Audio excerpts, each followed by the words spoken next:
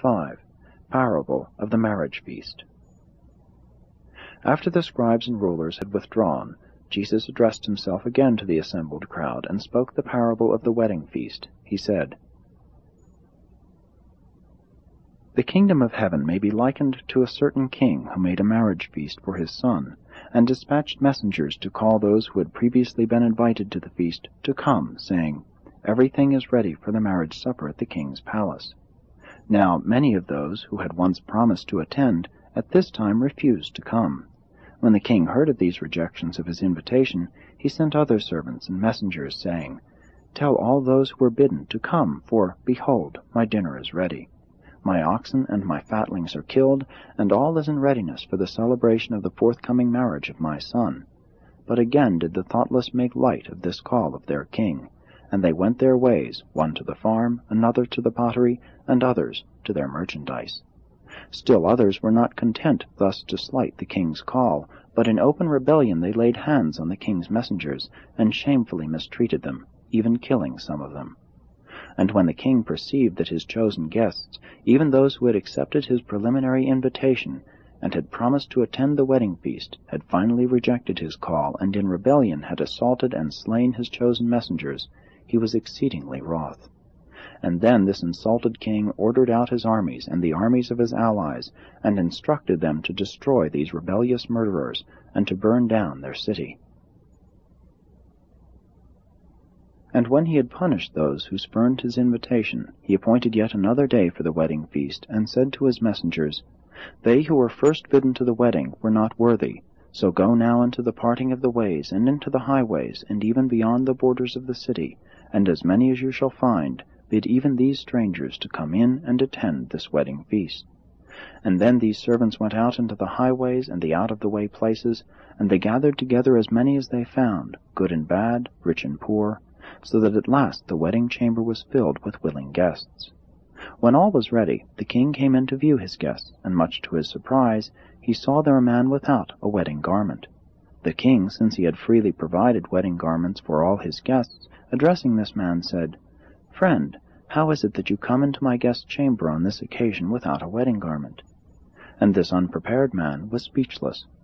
Then said the king to his servants, 'Cast out this thoughtless guest from my house to share the lot of all the others who have spurned my hospitality and rejected my call. I will have none here except those who delight to accept my invitation, and who do me the honor to wear those guest garments so freely provided for all.'" After speaking this parable, Jesus was about to dismiss the multitude when a sympathetic believer, making his way through the crowds toward him, asked, "But, Master, how shall we know about these things? How shall we be ready for the king's invitation? What sign will you give us whereby we shall know that you are the Son of God?" And when the Master heard this, he said, "Only one sign shall be given you." And then, pointing to his own body, he continued, "Destroy this temple, and in 3 days I will raise it up." But they did not understand him, and as they dispersed, they talked among themselves, saying, "Almost 50 years has this temple been in building, and yet he says he will destroy it and raise it up in 3 days. Even his own apostles did not comprehend the significance of his utterance, but subsequently, after his resurrection, they recalled what he had said. About 4 o'clock this afternoon, Jesus beckoned to his apostles and indicated that he desired to leave the temple and to go to Bethany for their evening meal and a night of rest. On the way up Olivet, Jesus instructed Andrew, Philip, and Thomas that, on the morrow, they should establish a camp nearer the city, which they could occupy during the remainder of the Passover week.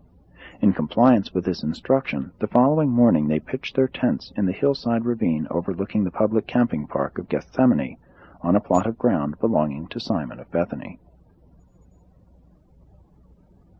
Again, it was a silent group of Jews who made their way up the western slope of Olivet on this Monday night.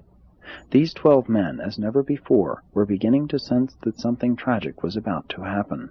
While the dramatic cleansing of the temple during the early morning had aroused their hopes of seeing the Master assert himself and manifest his mighty powers, the events of the entire afternoon only operated as an anticlimax in that they all pointed to the certain rejection of Jesus' teaching by the Jewish authorities.